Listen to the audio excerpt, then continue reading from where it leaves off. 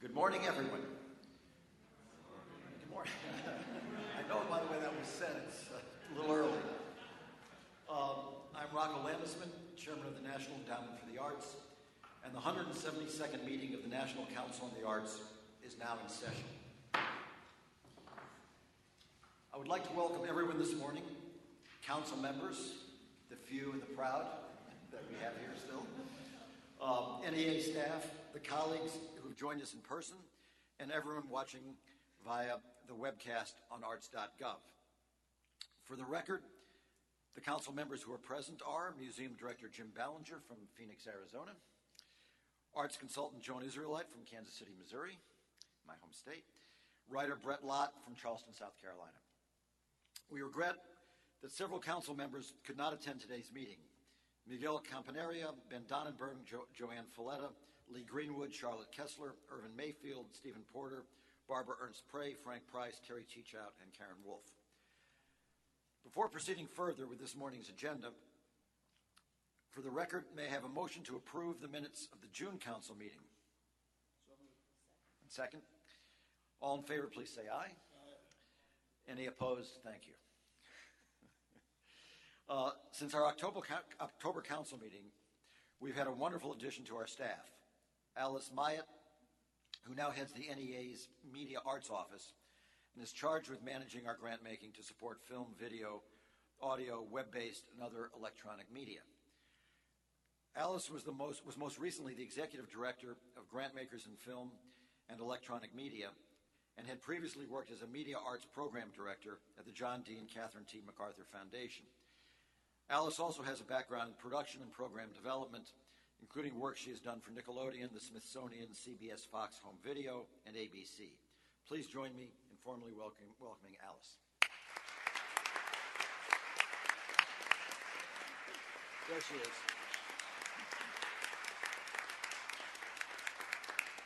Excellent. I would like to acknowledge that on March 2nd, President Obama presented the 2010 National Medals of the Arts at the White House to critic, producer, playwright, and educator Robert Brustein, pianist and educator Van Cliburn, sculptor Mark DeSuvero, poet Donald Hall, musician and producer Quincy Jones, who is also an NEA jazz master, author Harper Lee, jazz musician Sonny Rollins, the second NEA jazz master in the group, actress Meryl Streep, and singer and songwriter James Taylor. I've continued to spend a significant amount of time on the road and would like to share some highlights of my visits since October. Last November, I joined the Irvine Foundation in Los Angeles for the release of Otis College's annual report on the creative economy. There was a great discussion with Ann Markison, the researcher who presented her NEA white paper on creative placemaking at a previous council meeting. I also had a chance to visit the site of our Mayor's Institute of City Design 25th anniversary investment in Los Angeles, which is a collaboration between the Actors Fund and ArtSpace to build an artist housing development to help further enliven a street district with refurbished theaters and a burgeoning art scene. On that trip, I also visited Sacramento, where I joined Mayor Johnson for the unveiling of his For Art's Sake strategy. Mayor Johnson is a true hero for the arts. He has engaged all the sectors of his city and united them in an action plan that will increase the entire community's investment in the arts. It is that sort of visionary local leadership that allows the arts to flourish. Our council member Lee Greenwood comes from Sacramento, and we had a great discussion yesterday of Lee's take on the revitalization of Sacramento. In December, I got to spend 2 days in Kansas City with Joan Israelite, and I wonder if I might impose on Joan to say a few words about the visit. Thank you, Rocco. Yes, our downtown council sponsored a lunch that attracted 1,000 participants, and the whole topic was about economic development and the role the arts play. And Rocco gave the keynote speech at that luncheon and was very, very well received. The previous day, we actually had a panel at the Mid-America Arts Alliance, and Rocco was on the panel, as well as several local people, again, to discuss the role of the arts in economic development. Again, there were over 150 people that participated in that, and I believe the whole thing is on the web, as a matter of fact, probably YouTube, and that was outstanding.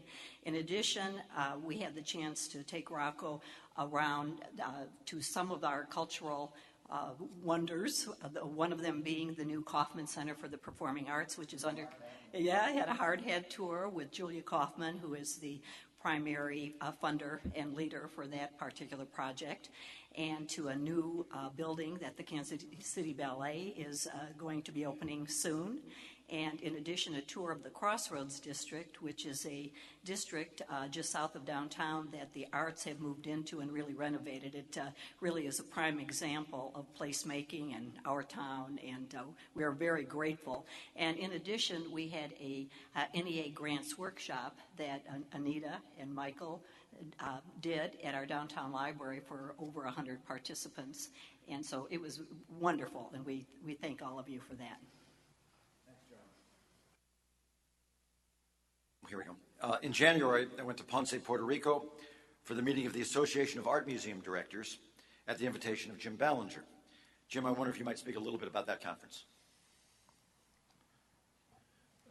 Rocco, glad to. The meeting was in Ponce, Puerto Rico. It celebrated the renovation of the Edward Durrell Stone building there. And for people who are not familiar with the Museo in Ponce, it is one of the great European collections in America, a spectacular collection of pre-Raphaelite art, which while they were under construction, traveled through the country. We had probably 120 art museum directors there, and we all walk in line to Bob Frankel because he attends our meetings and does a terrific job here at the NEA for all the museums as well. And it was important, I think, for you to be there to understand some of the shifts in process and the way that grant names and labels are changing around, but also to talk about our town and the role of art museums in a larger placemaking role. I think was a very good conversation for colleagues to hear and think of ourselves perhaps in a little bit different way. So I think it was a very successful visit, and we appreciate your coming. Thanks. I should also add that thanks to Jim, to AAMD, and to the other museum associations, things are on track for the next year of Blue Star Museums. As you all know, Blue Star Museums is a partnership among the NEA, Blue Star families, and museums all across the country. We will launch the next year of this program in May, and we are already on track to launch with twice as many museums as we had when we launched last year. This has been truly one of the best initiatives at the NEA, and we've received nothing but positive feedback from the museums, from military families, and from Congress. We will be working even more closely with the Department of Defense this year and hope to keep increasing the number of families who take advantage of free museum admission. But back to my travel. We're in Miami at the end of January for the opening of the New World Symphony, which you'll hear more about shortly from Howard Herring. So let me just say that I was truly knocked out by how the New World Symphony is reinventing itself and its relationship to the community. February took me to Rhode Island, where I spent a day hosted by Senator Sheldon Whitehouse, who took us to several cities in Rhode Island to meet with arts leaders, business owners, and community developers. There's a lot going on in Providence, especially around the issue of keeping young professionals living in the community after they graduate from the university. Clay Rockefeller's Steelyard project, for instance, is definitely worth watching, as they are a great example of an adaptive reuse project that provides incubator space for artists and creative businesses. And in doing so, they're building up a community of young people who are committed to staying in Providence. Just a couple of weeks ago, I was in Charlotte, hosted by the Knight Foundation and the local Arts Council, and also in Shreveport, which may be the best trip we have made yet. We were in Shreveport to see our MICD 25 investment there. The offices of the local Arts Council were burned down by an arsonist, and the mayor gave the Arts Council a historic firehouse that could be their new home. The space was provided by the city for free, but the Arts Council needed money for design and construction. Through MICD 25, we provided $100,000 of design money. On top of that, Shreveport received $300,000 from a national foundation that had never before invested in Shreveport, the Educational Foundation of America.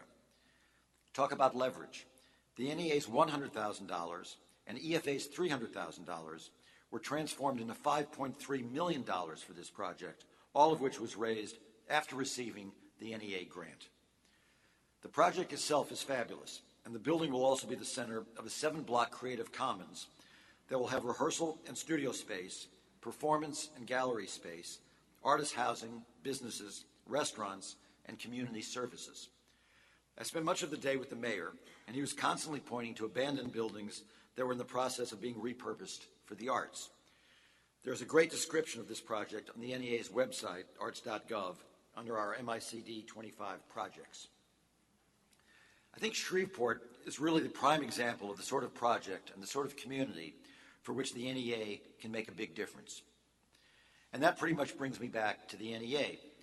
We've had a lot going on at the NEA, including last month's release of our latest research findings. These findings were a deeper look into the data from our Survey of Public Participation in the Arts, or SPPPA. For nearly 3 decades, the periodic survey has focused primarily on live attendance at certain arts activities, jazz or classical music concerts, opera, plays, ballet, or visits to art museums or galleries. However, this depiction of arts participation habits is incomplete.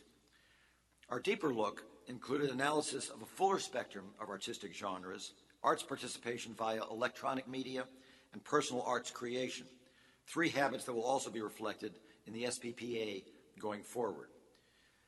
We arrived at some key findings. 1, once you include a fuller variety of artistic genres, participation via electronic media, and personal arts creation, the SPPA data reveal that 3 out of 4 Americans participate in arts activities. 2, there's a strong relationship between arts attendance and creation, which suggests that successful audience building strategies may consist of programs that combine art making and personal performance with live attendance opportunities. An American adult who creates or performs art is more than twice as likely to also attend arts events than one who does not create or perform art. 3, childhood arts education has a potentially stronger effect on arts attendance than age, race, or socioeconomic status, which surprised me.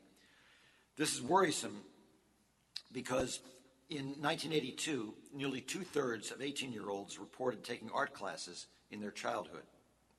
By 2008, that share had dropped below 1/2, 2.2 million, a decline of 23%.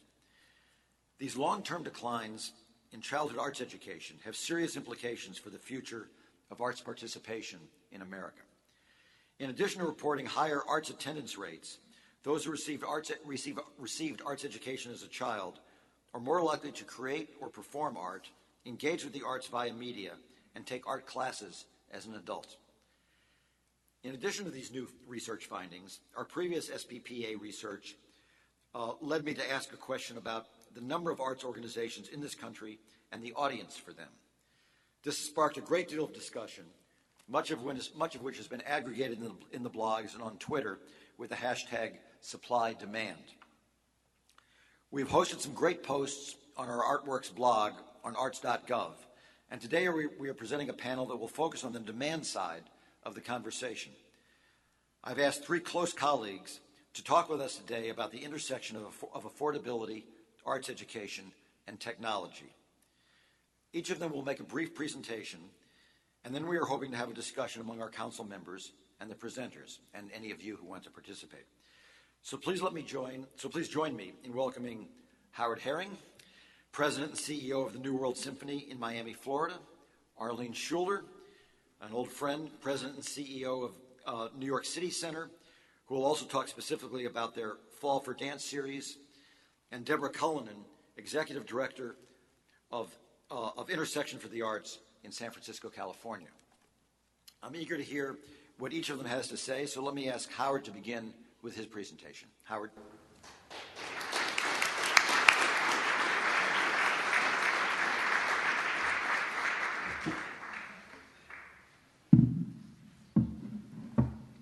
Thanks, Rocco. Great to be here. Good morning, everyone.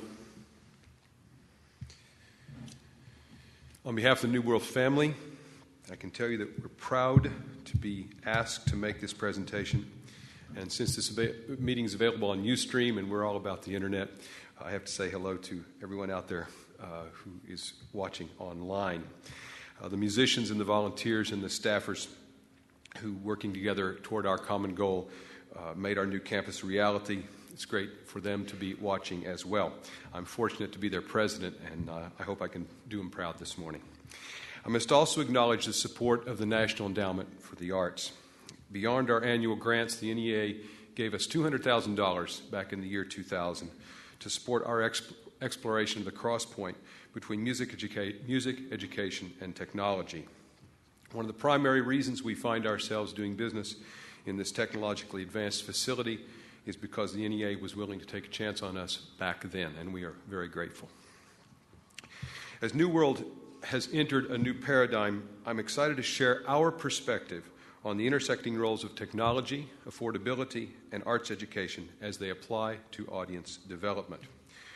We consider ourselves a laboratory for generating new ideas about the way music is taught, presented, and experienced. So let me give you a little background on our laboratory where music, architecture, education, and technology intersect. New World is a result of a remarkable partnership between Michael Tilson Thomas, the music director of the San Francisco Symphony and our founding artistic director, and Ted Arison, who was the founder of Carnival Corporation. MTT had an idea for an orchestral academy. Ted was looking for a way to lift Miami culturally and also to satisfy his extraordinary love of music. From the beginning, the mission of New World has been to prepare highly gifted graduates of distinguished music programs for leadership roles in orchestras and ensembles around the world. Now in our 23rd season, our mission has not changed, but our approach to fulfilling that mission certainly has. To be a leader, an ambassador for the art form, young players need a number of extra musical skills. They need to think broadly about the development of their own talent. They need to be comfortable and convincing as advocates. They need to understand the digital reality, and they need to create and experience new forms of community engagement, with arts education playing a big part in that work. MTT's commitment to investing in the development of these skills has become New World's commitment. So as we approached the opening of our new facility, we crafted our very first vision statement. New World envisions a strong and secure future for classical music and will redefine, reaffirm, express, and share its traditions with as many people as possible. Inherent in this vision is our belief that classical music is approachable and powerful if we find clever ways to bring it forward in the concert hall, in the classroom, in the community, and through new media. Applying mission and vision, we have become an orchestral academy. Our 85 musicians come to us on 3-year fellowships and move through what we call an experiential curriculum. 80 concerts and public events over a 35-week season, audition preparation, community engagement, and advocacy training. They're encouraged to take professional auditions throughout their time with us and sometimes even win a job in their first year of fellowship. But 8 weeks ago, we began to work in a facility that enables and encourages our fellows to imagine new applications of technology and new approaches to audience development and arts education. So let me give you a quick overview of this new campus. When Frank Gehry asked Michael Tilson Thomas to talk about our dream for this new facility, MTT was quick to respond. He said, "Can you give us a front door that does not tell the audience to show up at 8 o'clock in their suit and tie, sit up straight, don't talk to your neighbor, clap when we tell you to clap, we're done with you at 10:20? Can you make it inviting? Can you make it intriguing? Can you make it transparent?" He asked Frank to create this transparent facade as an invitation to the public, especially those who are strolling in the park adjacent to our new campus and who might not be familiar with classical music.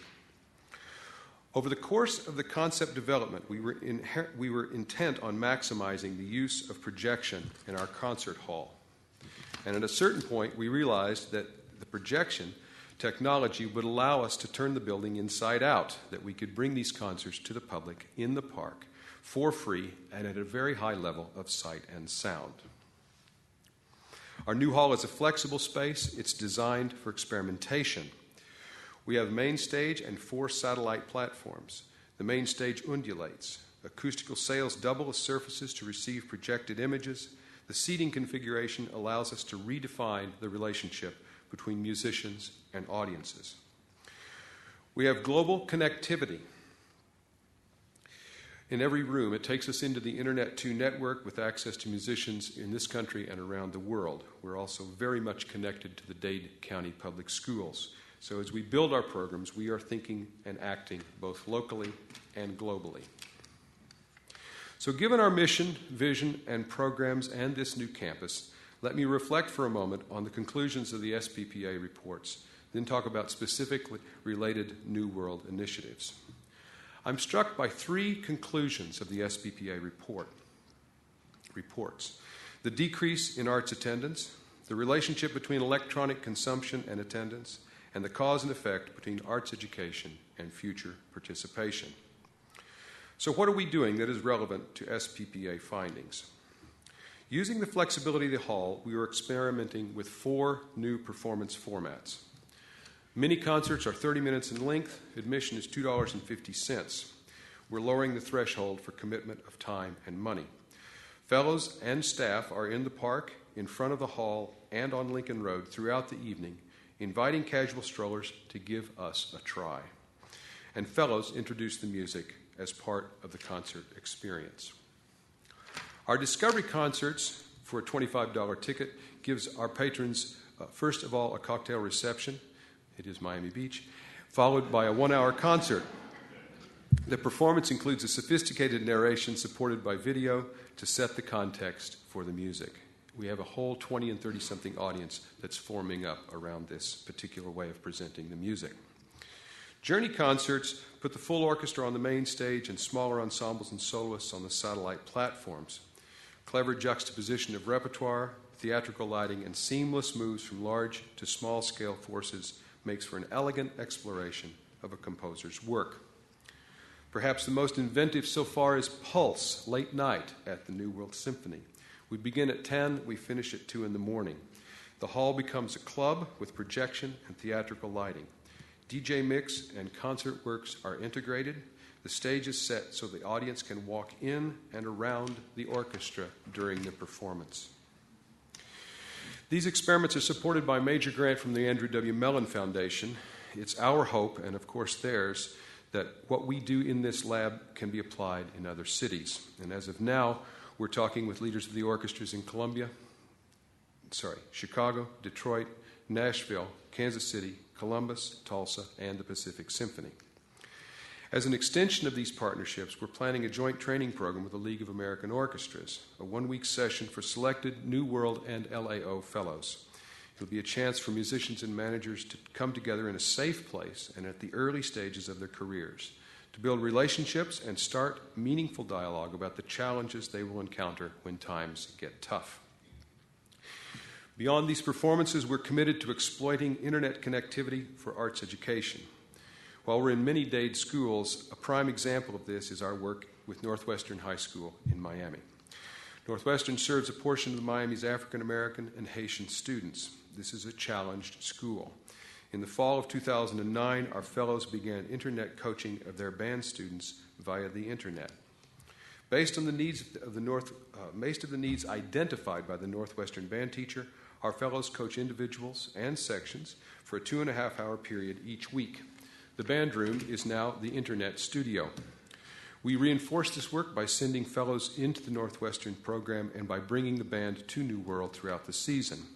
The Internet connection is clear and clean. The delivery of service is consistent and efficient.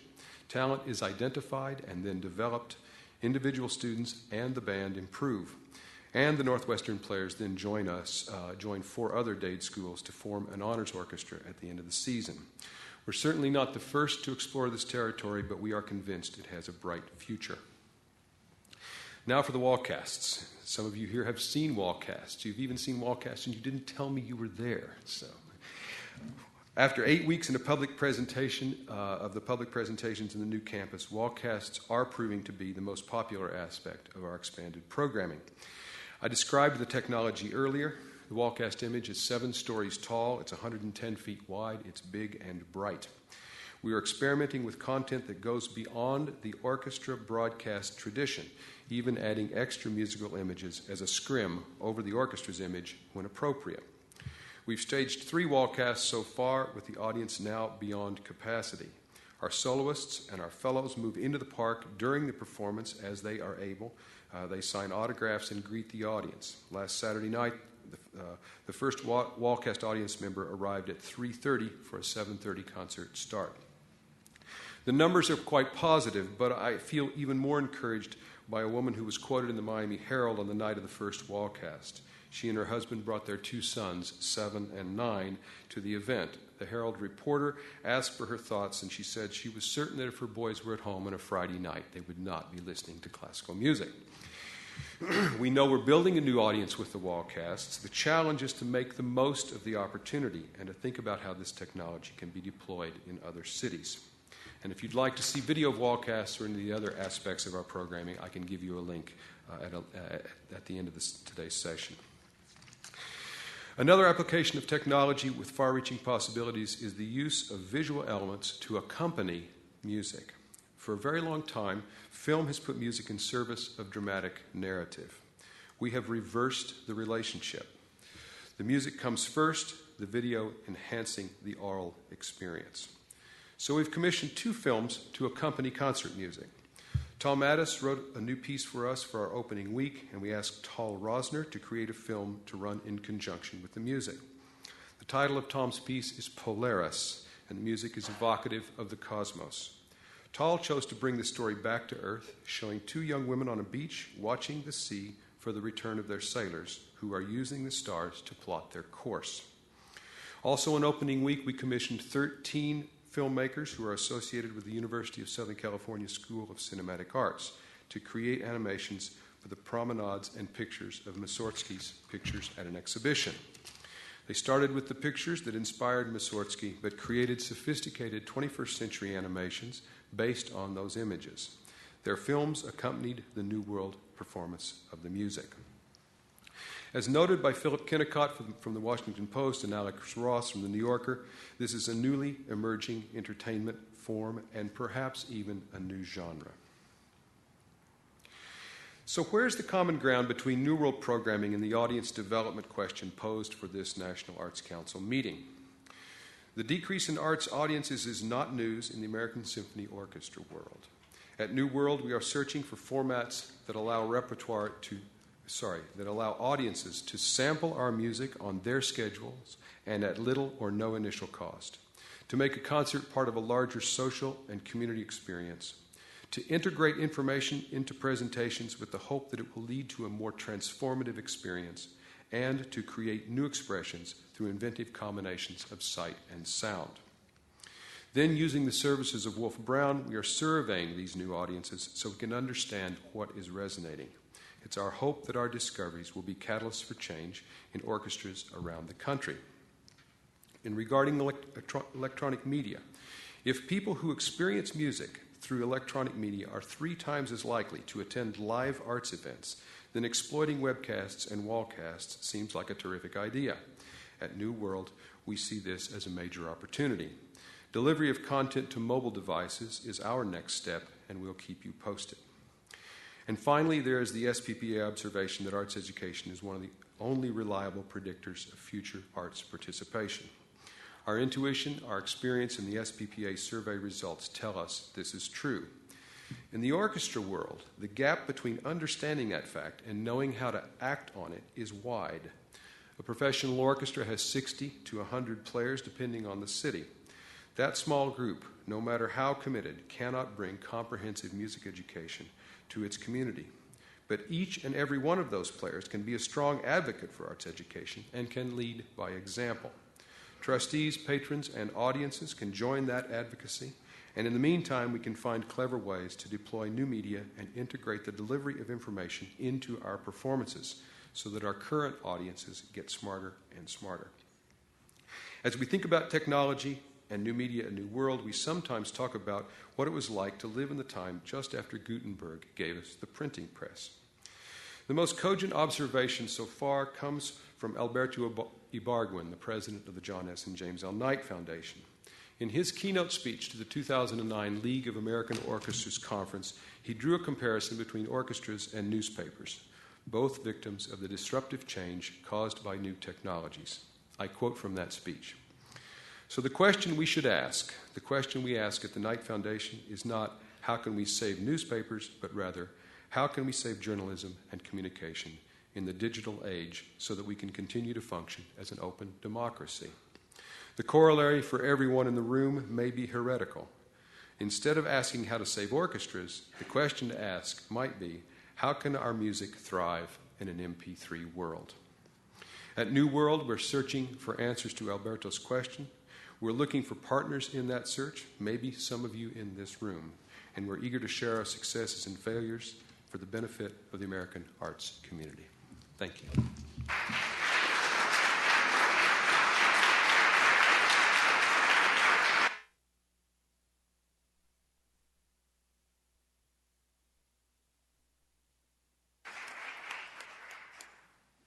Thanks, Howard. And I know a little bit from my own personal intersection with you guys how exciting what's going on in Miami is with New World. It's thrilling to see what you're doing. Now let's turn to Arlene Schuler and City Center. Arlene.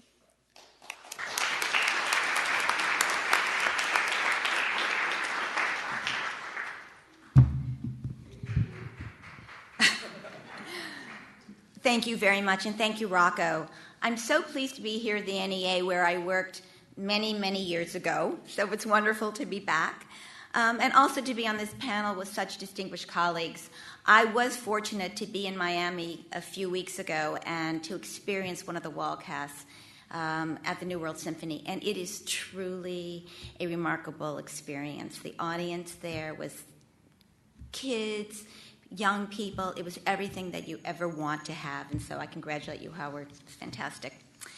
I'm pleased to be here today to talk about audience development efforts at New York City Center, and specifically through the Fall for Dance Festival, which has become a model of a certain kind of audience development.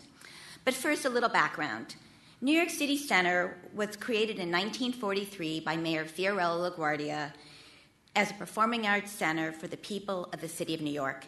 Its mission was to make the performing arts accessible to all New Yorkers. City Center was the original home of the New York City Opera and the New York City Ballet until they moved to Lincoln Center in the mid-'60s. And afterward, it became a home for dance and music theater, as well as many performing companies and artists. Today, New York City Center continues this tradition with annual seasons by our resident companies, Alvin Ailey American Dance Theater, Paul Taylor Dance Company, American Ballet Theater, which will be returning to City Center next season after a 2-year hiatus. Also, Manhattan Theater Club and the Pearl Theater Company make City Center their home, as does our own acclaimed Encore series celebrating the American musical. City Center's other major series is the Fall for Dance Festival, and that's what I'd like to talk about today, specifically how affordable ticket prices, new technology, and arts education factor into our audience development efforts, and have found some success. We founded the festival in 2004 as a way to revitalize a venerable but slightly tired institution. We needed new audiences, and in my mind, the best way to get them was with new programming. I felt it was critical that this programming be rooted in the mission of City Center, which is to make the performing arts accessible to all, as well as in City Center's long history as a home for dance. With Fall for Dance, we do that in a number of ways. One is by creating an exciting program that represents the extraordinary breadth of dance. The 2-week festival features 20 companies from all over the world, and on any given night, audiences can see 4 very different artists and companies performing on the same program. It is the ultimate sampler program. For instance, we'll have a downtown contemporary company like Galim Dance, which was only 3 years old when we presented it last year, alongside major established troupes such as Merce Cunningham Dance Company and the San Francisco Ballet, as well as a culturally diverse offering like the classical Indian dancer Madhvi Mudgal, each bringing a potential audience to the other. I brought along a short video to give you a sense of the festival's variety and scope. In it, you will see companies from New Zealand, Mexico, Spain, Canada, and from U.S. cities from San Francisco to New York. Could we have the video, please?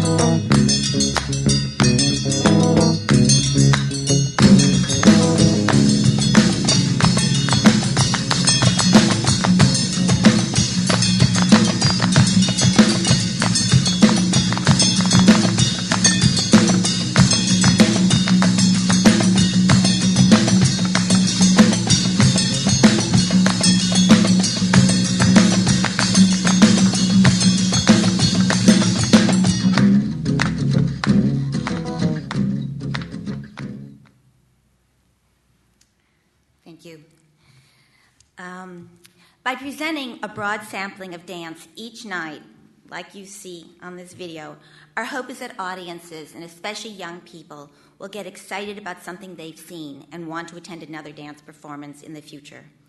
It also allows us to present many companies that would otherwise not be able to be seen at City Center, which is a large and expensive theater. Now, all of that great programming won't help us too much if no one comes to see it. So our second objective for the festival was to get audiences into the theater, specifically new audiences for dance and for City Center, young people, students, culturally diverse audiences, and even dance aficionados who usually didn't frequent City Center. So we took, at that point, which was a very bold step and innovative at the time, and made all tickets to Fall for Dance $10, every seat in the house, less than the price of a movie. At $10 a ticket, people could afford to take a chance and try something new. As many of you may know, Fall for Dance has been a tremendous success from the very beginning.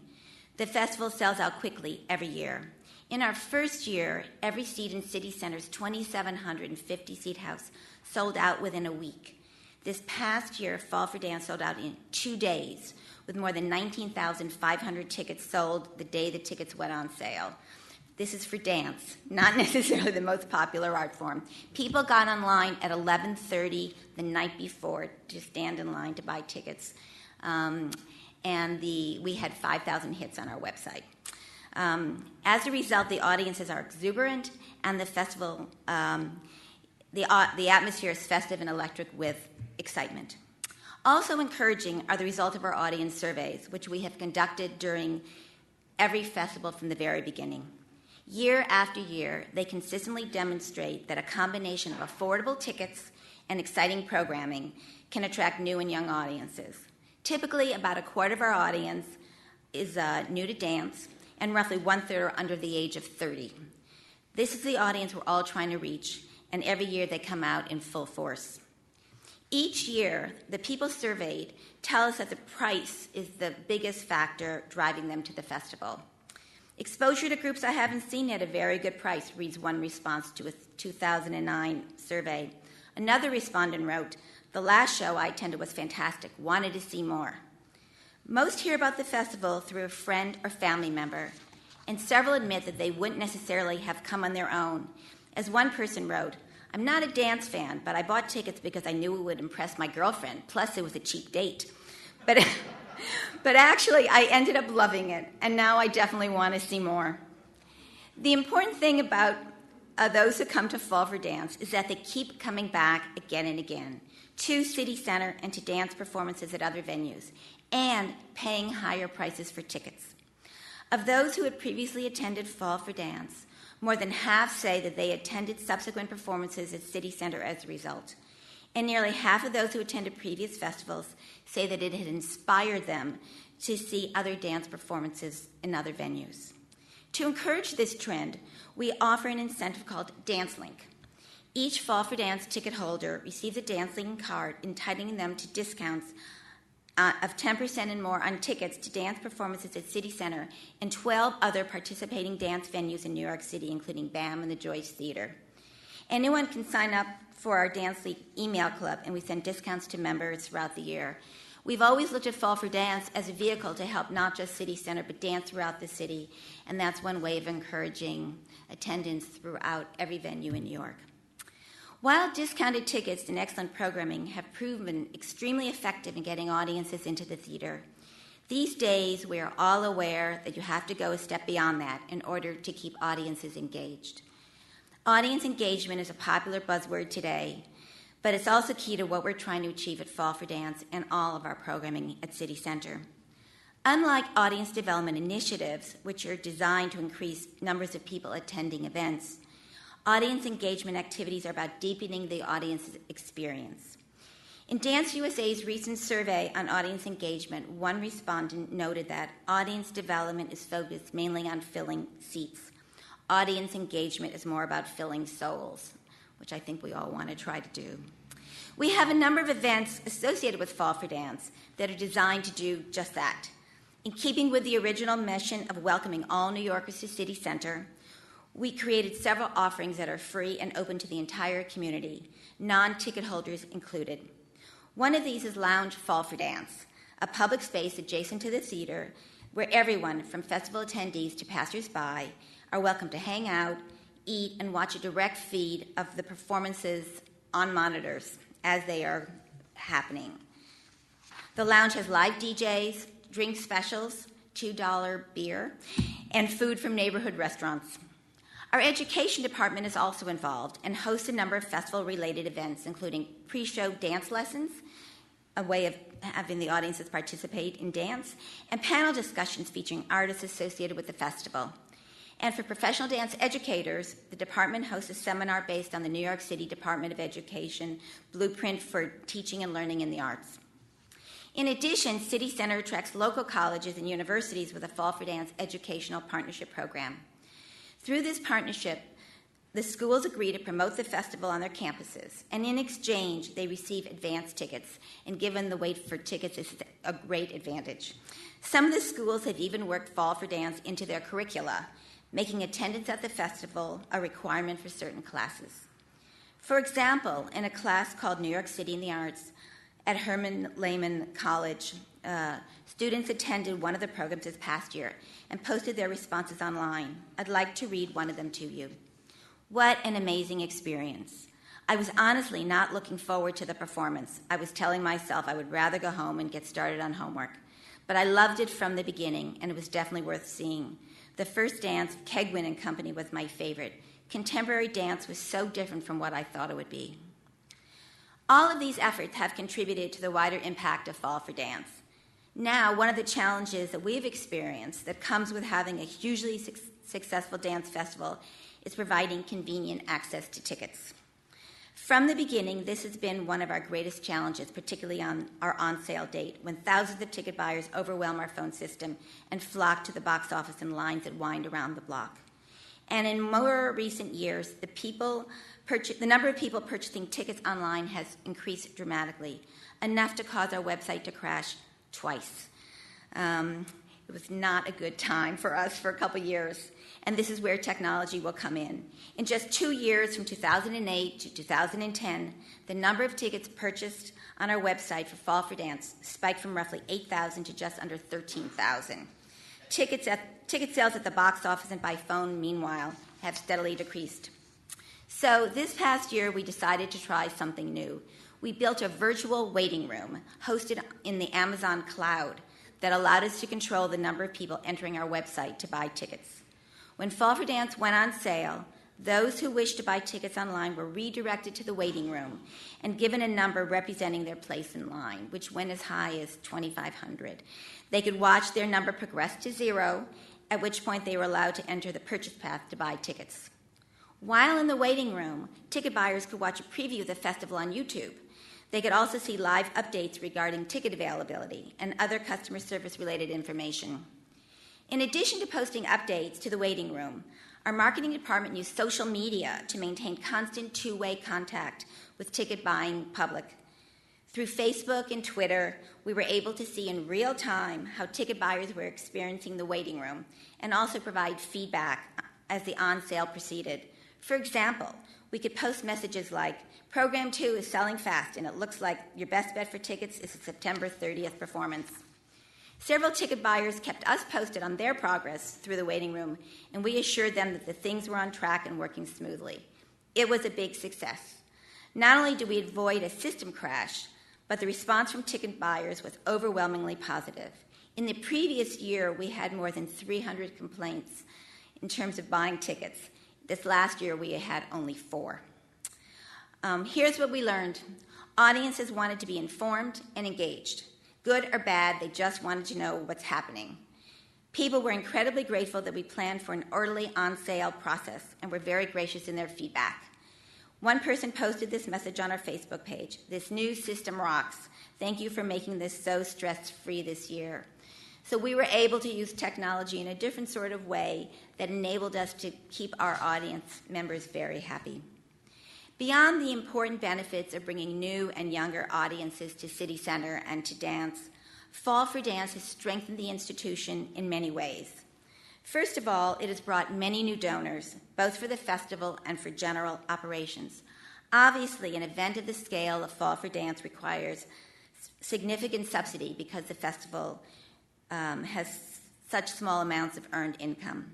We've been very fortunate to find generous sponsors who believe in the mission of the festival and the importance of accessibility for the future of the arts.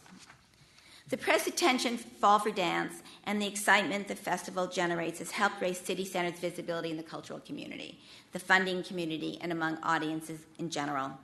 It has made City Center a more exciting place and a more welcoming one. Through social technology and community initiatives like Lounge Fall for Dance, we've created a space for audience members to interact with each other and with us. And our audiences have really taken ownership of the event. Word of mouth is far and away how most people learn about Fall for Dance. Thanks to the festival, audiences feel more invested in City Center. It has made them feel, as was Mayor LaGuardia's original intent, that City Center belongs to them. Thank you very much.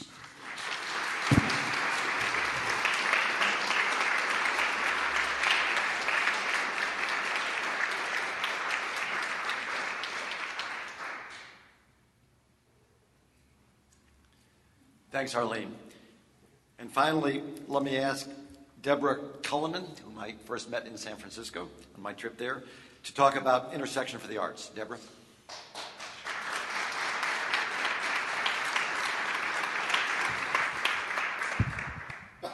Thank you. I am very glad to be here and honored to be amongst such wonderful people. Intersection for the Arts is the oldest cultural institution of its kind in the city of San Francisco. Founded in the early 1960s and incorporated in 1965, Intersection was born in direct response to the Vietnam War. Artists, activists, ministers, and teachers who were conscientious objectors were providing their alternative war service by teaching art to disenfranchised neighborhood kids. The legacy of the visionary men and women who founded Intersection reminds us every day that art has direct purpose across boundaries, and organizations are nothing if they do not reflect and respond to their context. Intersection's programs include theater, performance, music, visual arts, a long-standing literary program, fiscal sponsorship and incubation, ongoing artist residencies, and direct community engagement. As opposed to first defining Intersection as an arts organization, we start by thinking of Intersection as a civic institution that utilizes art and art making in order to have a deep and positive impact in our communities. For every new play, exhibition, or project in development, we create related, hands-on opportunities for people to engage with the ideas, stories, issues, and challenges that we are grappling with in ways that are relevant to them.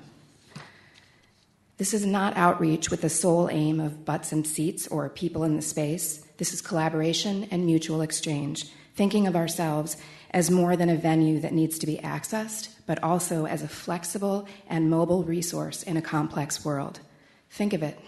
Any art project is a resource, an opportunity to bring people together, to exchange ideas and create. If done well, this flexibility and mobility will impact the venue, the idea of venue, the work, and people's experience of it and of each other. At the core of everything we do is partnership. I think we all know today that breakthrough change happens when we are outside of our silos, grappling with new metaphors, learning to participate in new worlds, having to find new ways to communicate and problem solve. Through our community partner program, Intersection has ongoing collaborative relationships with more than 85 organizations. Together, we create opportunities for artists to work in community settings and for people who might not otherwise participate to collaborate in the shaping, making, and experiencing of art that matters to them. Stage Right, an arts organization that has specifically chosen to not pursue 501c3 status and rather participate in Intersection's fiscal sponsorship and incubation programs, uses theater to build literacy skills, community, and self-esteem with inner-city elementary school children. This sequential, standards-based program has inspired some of our most disengaged students who consider themselves non-readers, non-writers, not only to read and write, but also to trust and engage in the world around them. Out of Sight, formerly a participant in Intersection's incubator program, cultivates visual arts, architecture, and performing arts education in San Francisco Public High School. You can see here that they collected data from students about why they participate and why they continue to come back. The classes are free. It's their only opportunity to experiment with art. They are involved in the decision-making. It feels authentic. It is fun. Supported by the Arts Commission and the Neighborhood Arts Collaborative Program, Out of Sight is also working with City Supervisor John Avalos to enable youth to lead a neighborhood development project where art is the vehicle for community change. Engagement, hands-on activity to encourage participation that matters to people's lives. A multi-week workshop exploring gender oppression with partner organization Lyric, serving gay, lesbian, and bisexual youth. One participant wrote, "It is so important that a space was made where we could express our ideas and feelings about gender oppression. I know this will change lives." A project with Larkin Street Youth Services, serving homeless and runaway youth, exploring plastic waste and its impact at the Point Reyes National Seashore.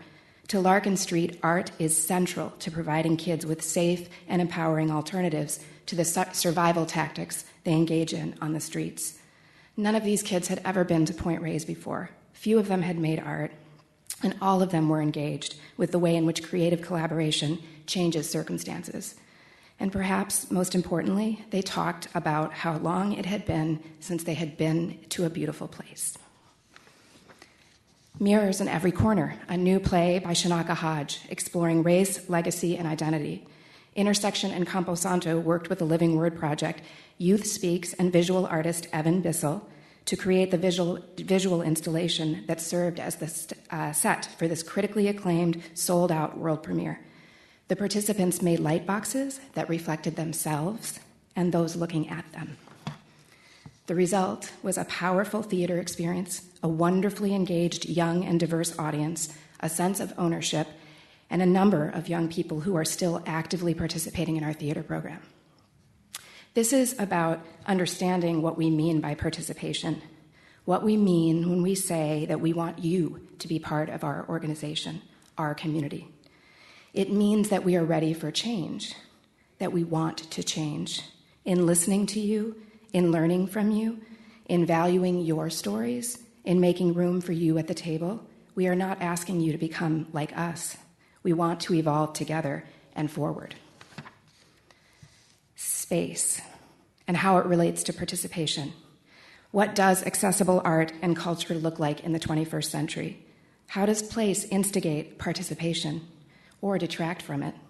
How can we collaborate in new ways to create new kinds of place? And how can new aesthetics, new communities, and new practice be born of this exploration? When you look at these spaces here, these are a few of the locations that Intersection has occupied over the past 5 decades.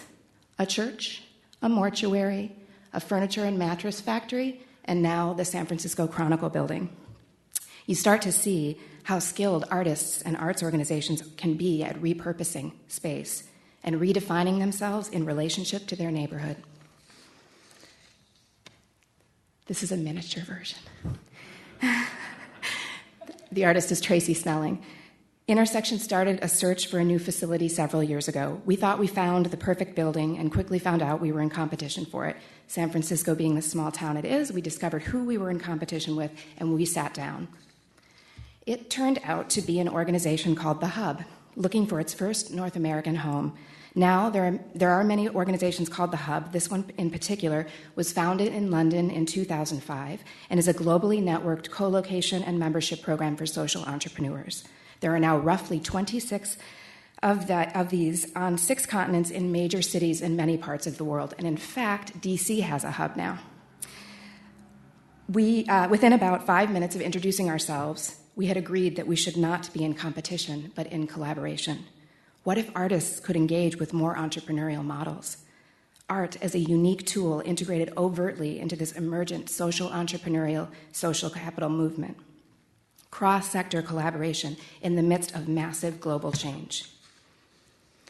After searching for buildings, getting them into contract, and then losing them in a very volatile real estate market, we had learned that what we were really after was in fact an exploration of space, a rethinking of venue, and of the role of a community-based cultural center in building and rebuilding community, an assertion of artists as placemakers, important facilitators of positive impact in neighborhoods that are struggling.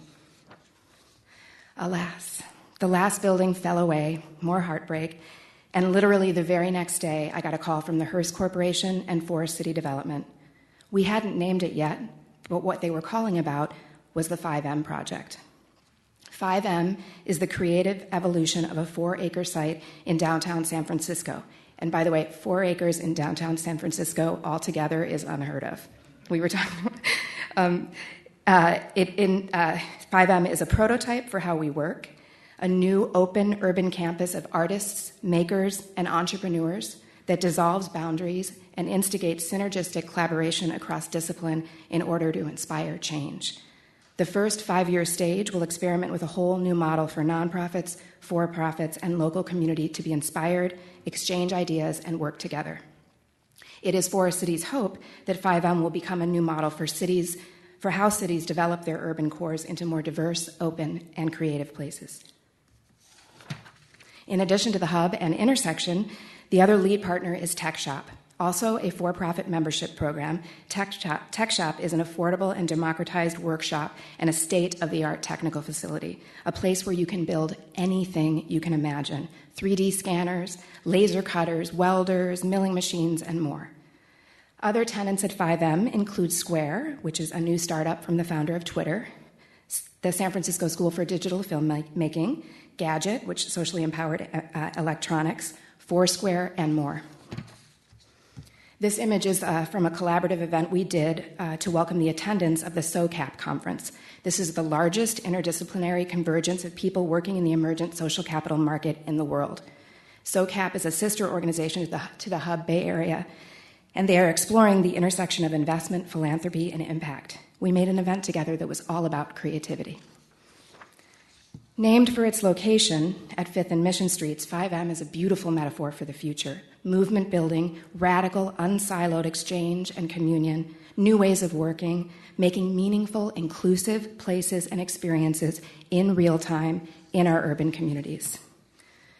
Intersection is a lead partner. We're guaranteed permanent ownership on the site, and we've been granted the wonderful opportunity to experiment over the next several years in order to really inform the way that we think about venue in the 21st century. Look at this ground plane, 4 acres at a gorgeous cross-section of San Francisco. 5M converges very different neighborhoods: downtown, Yerba Buena Cultural District, south of Market, tip of the Tenderloin, and the Mid-Market Cultural Redevelopment District. Someone called this intersection a universe. This project is about placemaking. It's about activating alleyways and vacant buildings, putting theater, music into people's lives, on the streets and in their workplaces, film screenings, maybe wall casts, on facades, outdoor art, temporary installations and performances, artist and maker studios, access to new resources, collaboration technology, and tools that enable local to global connectivity and creativity. If real time is the first place, and the virtual world of networking and relationships the second place, we want 5M to be the third place, the place where we combine the power of live experience with today's potential for personalized global connectivity. We're developing partnerships with the San Francisco School for Digital Film, Bricks and Mortar Media, Black Box Theater Company, the Bay Area Video Coalition, and on, to explore ways to use new media and technology to facilitate participation and evolution. The approach is about engagement and content. How do we use collaboration systems to work together in different ways? How can we use cutting-edge media and new technology to engage people in the creative process and the human act of storytelling on their terms? In fact, I just came from Pittsburgh and a visit to the Entertainment and Technology Center at Carnegie Mellon. This was a meeting of theaters convened by ETS and the Black Women's Playwrights Group to discuss participation in a project that links the worlds of theater with the essential properties of a digital environment. ETC graduate students presented new gaming worlds based on new technologies, some in beta form. They received feedback from each other and from a faculty that includes theater acting, directing, and improv expertise, computer scientists, gamers, designers, and more. The arc of the story, the detail of the setting, and the performances were as important as the technology of the game itself. This is a beautiful thing. All of this relates to the supply and demand conversation. Demand driven by engagement and relevancy. On the supply side, it is perhaps not a question of whether or not there are too many artists or too much art. It's a question of too much duplication, inefficiency, and structure, regardless of demand. Every successful project I have shared today involved interdisciplinary, intersector collaboration. Together, we can not only share expertise and resource, we can make new and stronger things that blend our strengths and challenge our limitations. As part of Intersection's quest for new ways of working, and as we experience an increased demand for fiscal sponsorship and support services, and a decreased interest from artists to pursue 501c3 status, we are developing a new kind of arts incubation and co-location program. Our new experimental space, seen here, is designed to be an art hub by day and shared space, resources, access to infrastructure, and an event space by night. Everything is modifiable, everything moves, and it all can stack.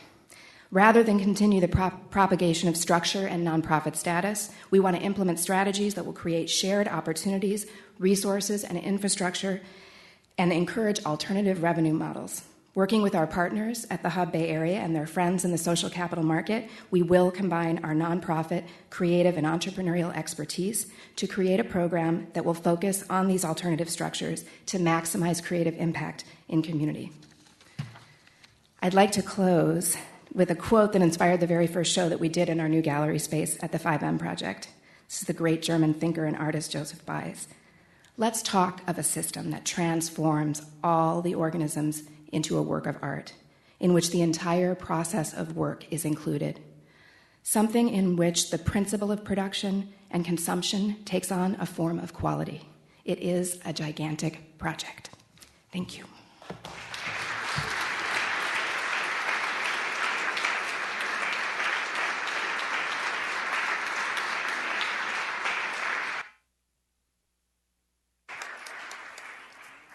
Thanks, Deborah. Those are all great presentations. And they certainly raise a lot of questions and opportunities for me, and as I'm guessing they did for the council as well and for people in the room. I would now like to open this up for discussion with the council or anyone else who wants to participate.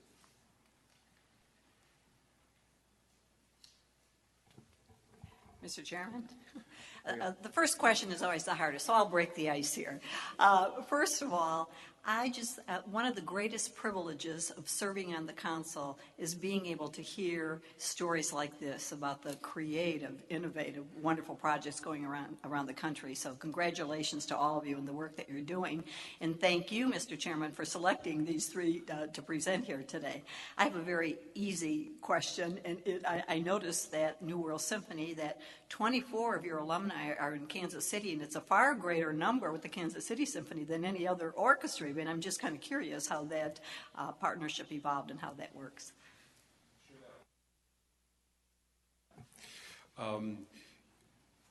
There's over 800 alums of the New World Symphony. We lose about 35 a year. They are all over the world. There's lots in Europe. There's lots in Asia, Australia. 10 in the Boston Symphony, 10 in the Cleveland Orchestra, 15 in St. Louis, 24 in Kansas City. World domination is our goal. But it's a natural evolution. Our players must audition for those positions. It's interesting to me that as they begin to create critical mass inside an orchestra, we expect that orchestra to evolve, and I think that is happening in Kansas City and other places as well. One of the things that struck me in your presentation is that when we're talking about the demand side of the equation, the obvious driver, one obvious driver is price. In your case, low price. In your case, no price. It's free. So that can only be sustainable with subsidy, or ultimately over the long term, those people entering the market on a fuller price basis. How do you view that process as a business plan longer term? I'll address that. We have found, as I said in my presentation, that in fact we know that our audience comes back and they pay higher prices. Sometimes it's discounted, sometimes it's not. And they also go to other venues throughout New York City paying full price or more than $10.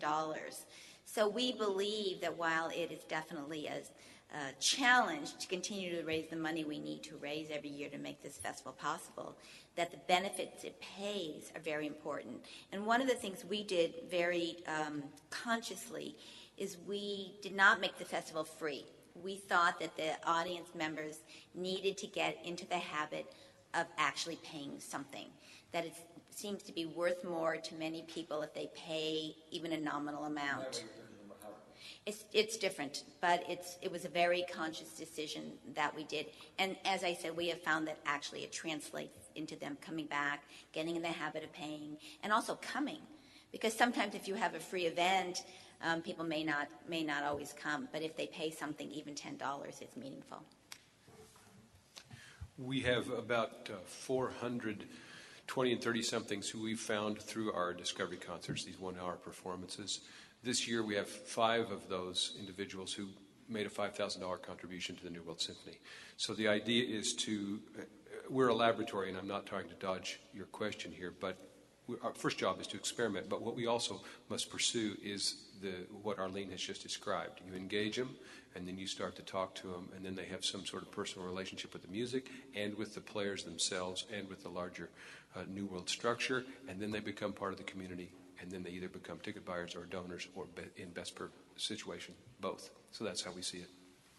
I'd like to say, though, that what I was struck with by Fall for Dance was that, yes, the idea is it's a, so to speak, a gateway into the larger community, but the gateway itself is a totally true and effective way to present dance. It's not, a cheap date to get you to go to the big dance. It's like excellent for people who can only afford that much.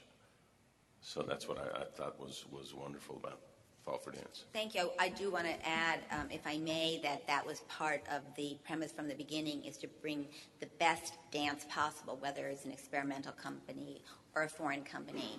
And we've been very fortunate that probably every major dance company in the United States and many from abroad actually now all want to be part of Fall for Dance.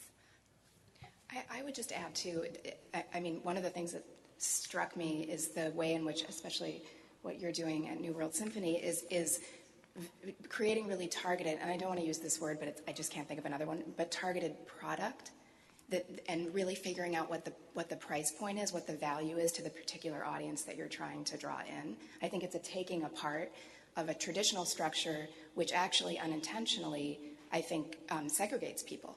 And this is a way to really target and build momentum. And, obviously, I think the other thing that we're all challenged with, and I don't know if we know the answer, but it is, what are the alternative revenue models? If access to live performance needs to be affordable, what are the other things that we do that can have a higher value? And I know we do things that this country wants. And we just have to figure out a way to market those things and build business models around them. I'd like to ask Arlene about the beginnings of Fall for Dance, because I remember that in the beginning when you did it, not every dance company wanted in, and there were certain, you were breaking a model, and I'm curious about what it took to do that and how you shifted the fulcrum there. In the very beginning, there was a lot of skepticism about whether a program like Fall for Dance could work. It was partially from the dance companies, in that they were not used to sharing the stage with other dance companies. And the way we actually began it is I started with 4 what I called anchor companies. And it was Merce Cunningham and Paul Taylor and Bill T. Jones, I think, in Dance Theater of Harlem at the time. And they were willing to take a chance to try and build new audiences, because they were interested in trying to figure out how to build a new audience for dance. But part of the other skepticism came from the dance community, and were we going to rob their audiences by saying, okay, go for $10, see 20 minutes, and you're done. And fortunately, the experience proved everybody wrong, in the sense that people went back for more. And as I said, we've surveyed the audience every year, and we know, and the numbers get higher, of the people who are actually going to see more performances, going to see a company that they saw for 20 minutes. They were so excited that they went to see them again. And the other thing that's happened is some of these companies have also gotten new donors. This young company, Galim, 3 years old, performed in the opening night of Fall for Dance. Big hit. The next day, they got 2 donations for $10,000 each from donors who were so excited. So it's really been very helpful for the community in general and for the companies.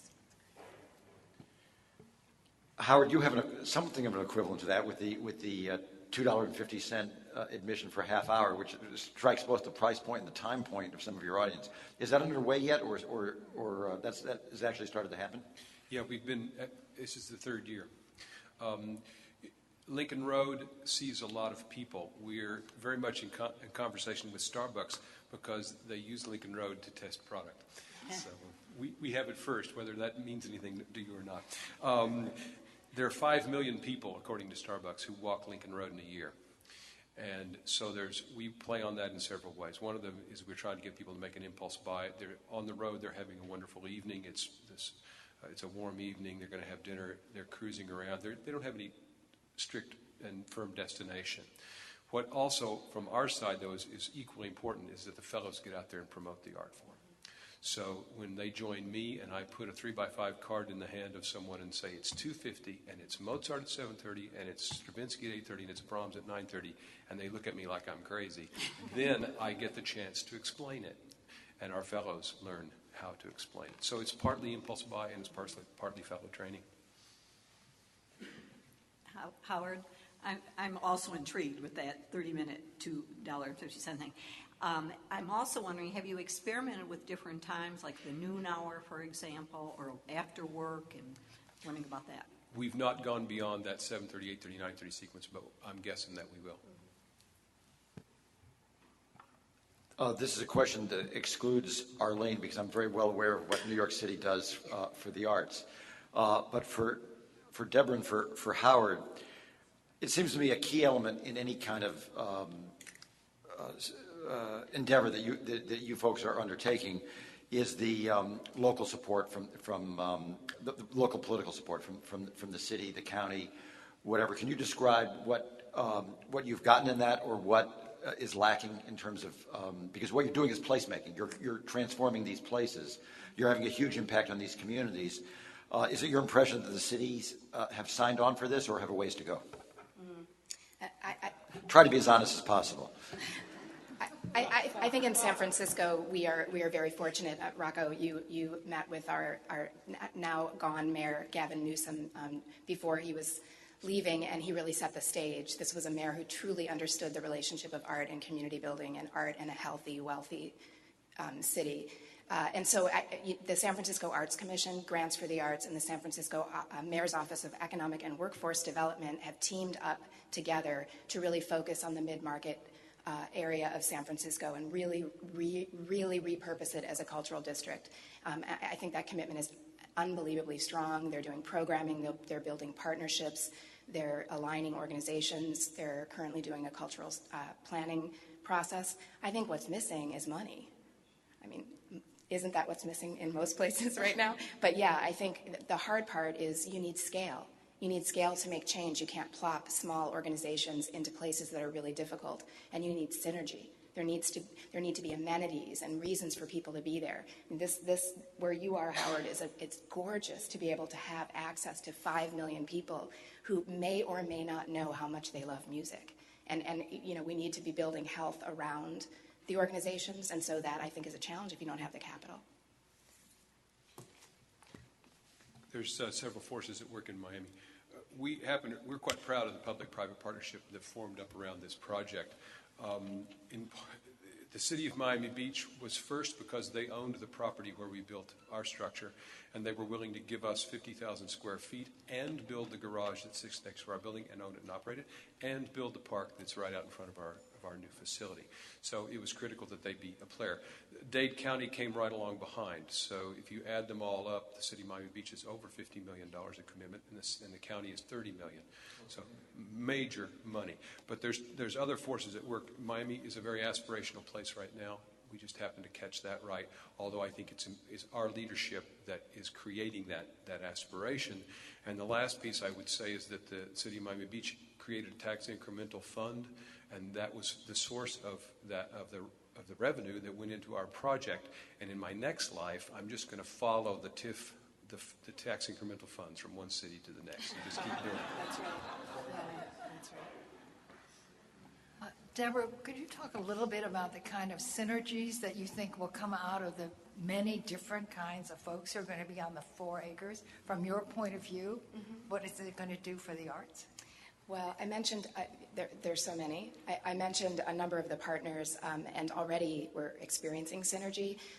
We decided that we would actually give up the theater space that we've occupied for 20 years because for a number of reasons, we're moving to the site, and we knew that eventually we would be. Initially, we thought we should hold on to the space because that's too much change, and what will we do without a theater? And over time, we started to realize that actually being without a theater was the absolute right thing to do in order to push our sensibility around what theater can be, where it can take place, when it can take place. And so we are doing the first play with our resident company, Campo Santo, in the basement of the San Francisco Chronicle building. And a synergy there is there's a whole lot of vacant space that we can play with, and there's an understanding of the value that we have to bring. What if people who are working for the paper can come down and watch a play during their lunch break? Another synergy is that tech shop, which I described to you, and it is absolutely the coolest place in the world, is we're building the set there. And we're gaining access not only to equipment that we would never get our hands on, but also to expertise that a lot of the people we work with would not have. We are a part of the leadership team for the full project. We have been talking to Cisco Systems, major players around how to use their stadium technology for theater, how to use their collaboration systems to really encourage creativity in the ecosystem. I think it's endless. It feels endless at the moment.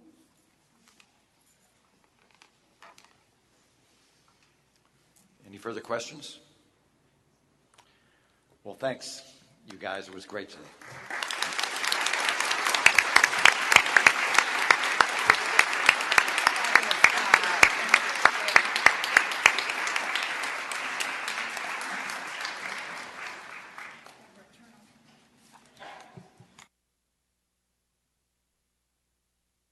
That really was a provocative discussion. Thank you all. Finally, I'd like to talk about the agency's work with interagency partnerships.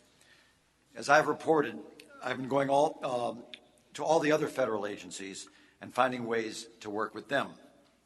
And at a dinner not so long ago, I was giving Kathleen Sebelius, who is the Secretary of Health and Human Services, an overview of what I've been doing. And she stopped me and she said, "Oh, wait, I see what you're trying to do.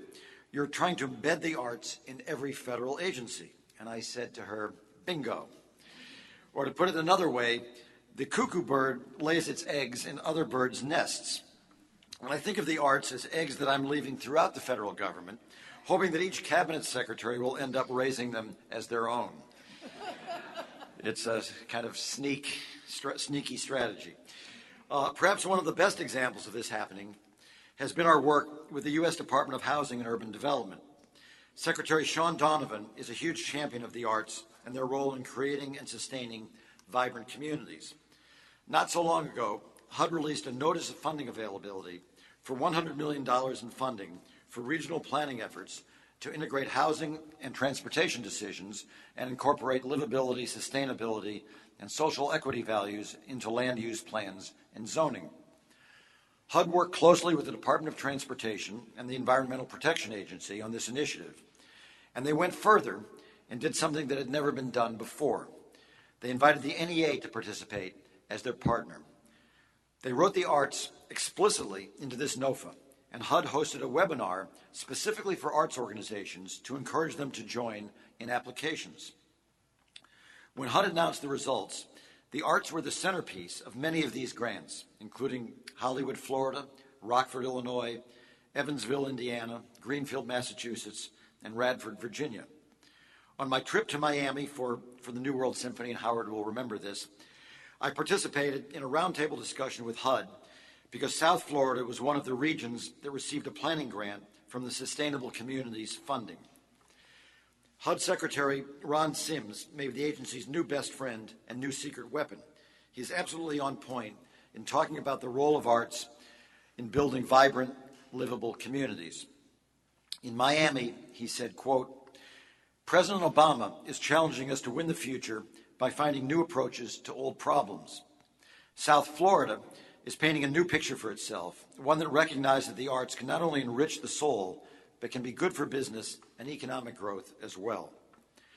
Ron and his colleagues realize that if South Florida is going to remain a magnet for job growth, economic development, and business opportunities, the region must include decent housing, quality schools, good transportation, and a continued commitment to the arts sector. HUD awarded $4.2 million to the South Florida Regional Planning Council of Hollywood. The funding will support new regional plans to create more sustainable communities throughout South Florida, intended to build economic competitiveness by connecting housing with good jobs, quality schools, a thriving creative sector, and transportation. And this was just one of two new HUD grant programs that directly encourage arts organizations to join these coalition-based regional planning efforts. The other is a joint HUD and DOT Sustainable Communities Challenge grant program.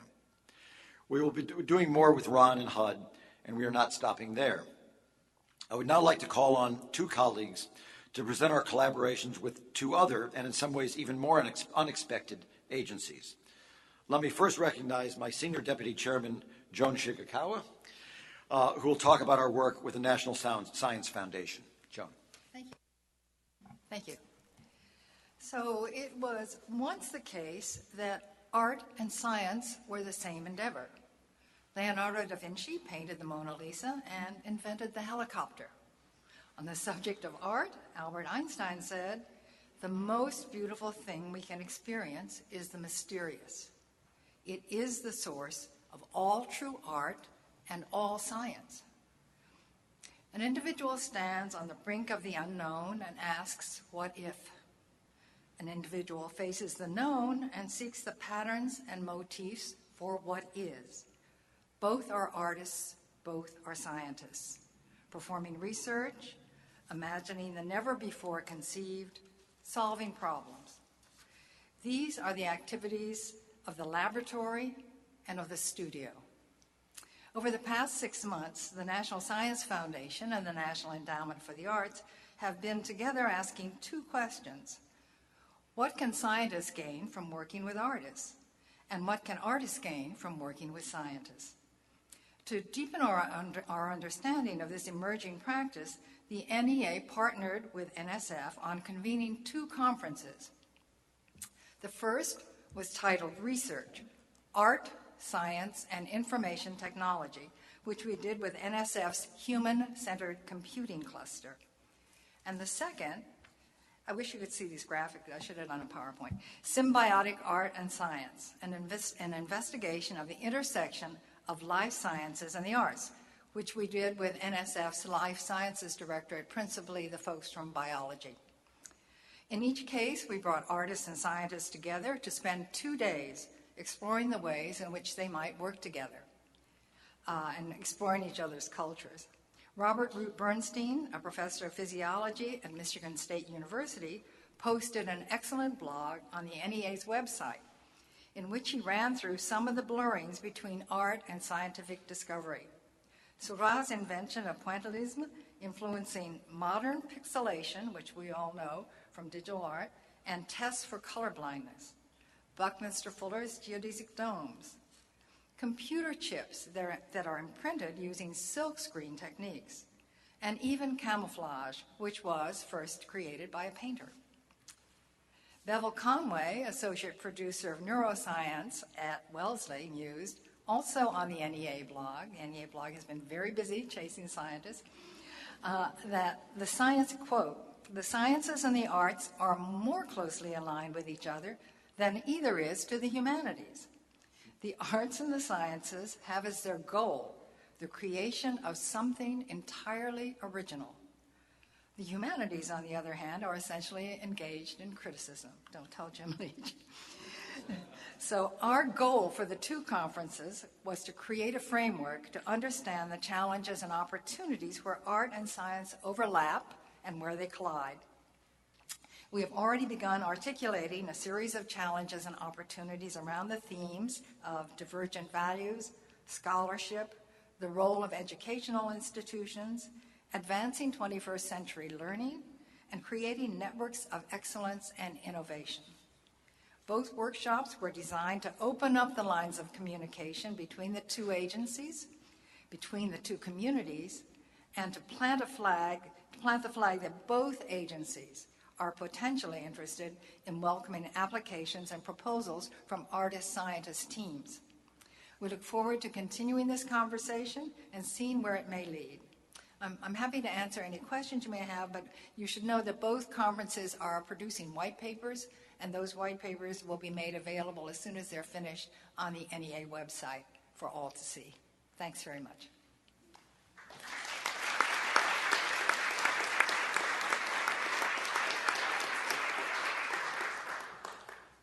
Any questions?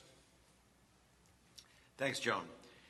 And I would like to now call on our colleague from the NEA's Office of Research and Analysis, Patricia Moore-Schaffer. Patricia?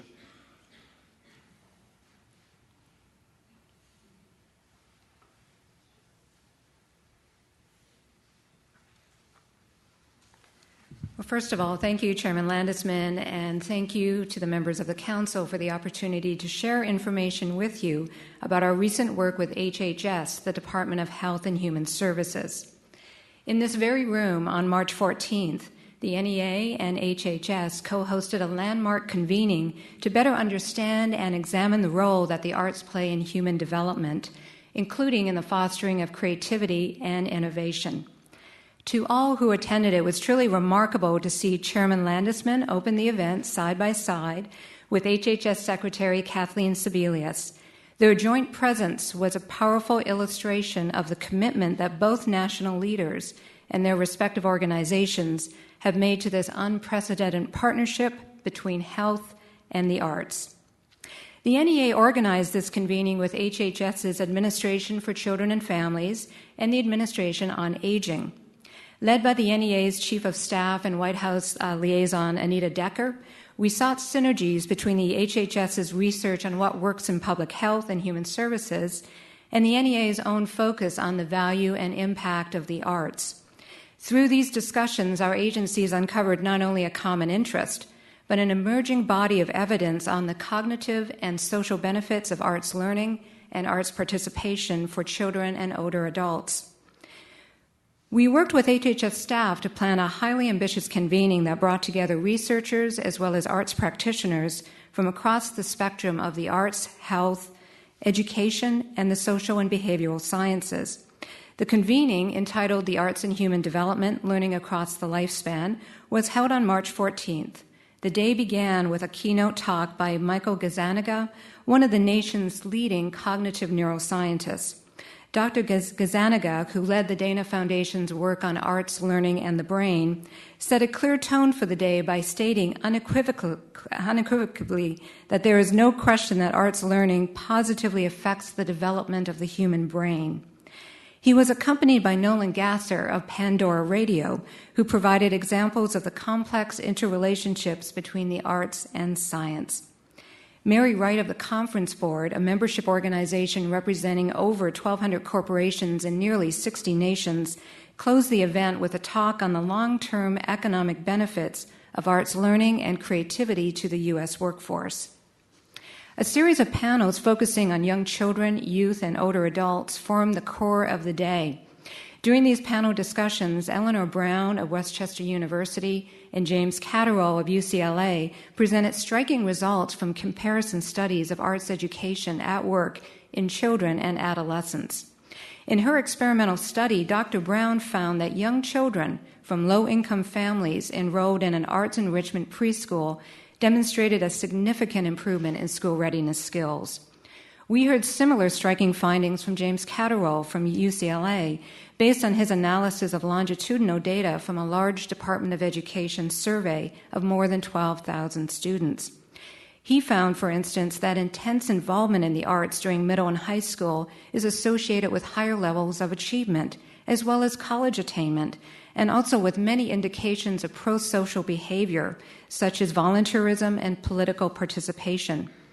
Other researchers included the husband and wife team of Helga and Tony Noyce, who, funded by the National Institutes of Health, have shown how arts programs can enhance the cognitive skills for older adults, including improvement of memory. And of course, there were several arts practitioners present in the room that day. For example, NEA grantees, the Wolf Trap Foundation for the Performing Arts, and the Chicago Arts Partnerships in Education shared innovative models for engaging people of all ages in the arts. A fourth panel examined the potential of the arts to facilitate intergenerational learning. Attending the event was an energetic group of researchers, practitioners, and policymakers ranging from across governmental, nonprofit, and academic sectors. Their excitement was obvious during the day by their high level of engagement, both during the day as well as long after the event concluded. Based on the dialogue sparked by the convening, the NEA is working to produce a white paper that would do two things. First of all, number one, it will provide compelling examples of the arts at work in human development across the lifespan in relation to cognitive, social, and behavioral outcomes. And two, it will make research and policy recommendations so that our agencies collaborate more effectively in leveraging the role of the arts in human development. The National Center for Creative Aging has been recruited to assist with this effort, and I would like to recognize in our audience today Gay Hanna, the Center's Executive Director. Thank you, Gay, who is with us today.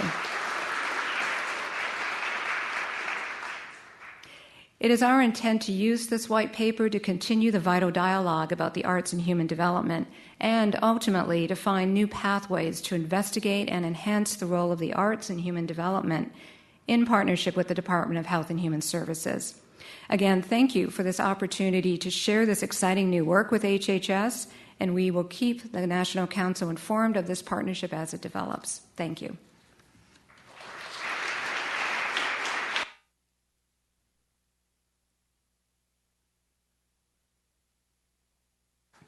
Thanks, Patricia. Both of these initiatives are very exciting to me.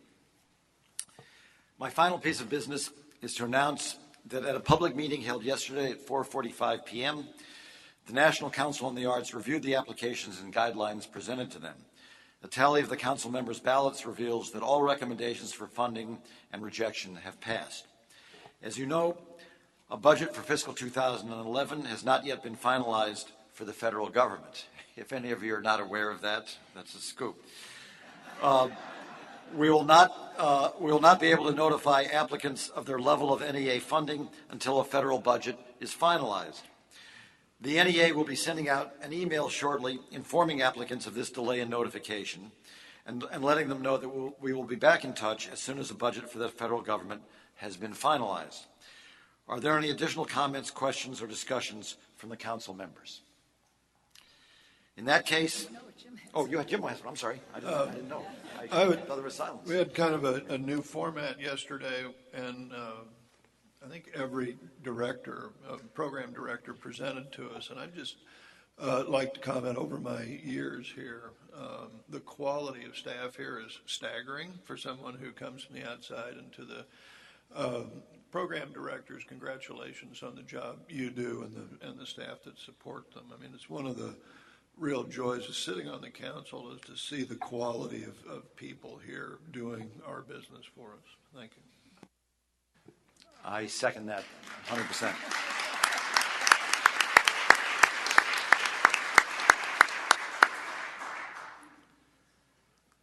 Okay, the 172nd meeting of the National Council on the Arts is now adjourned.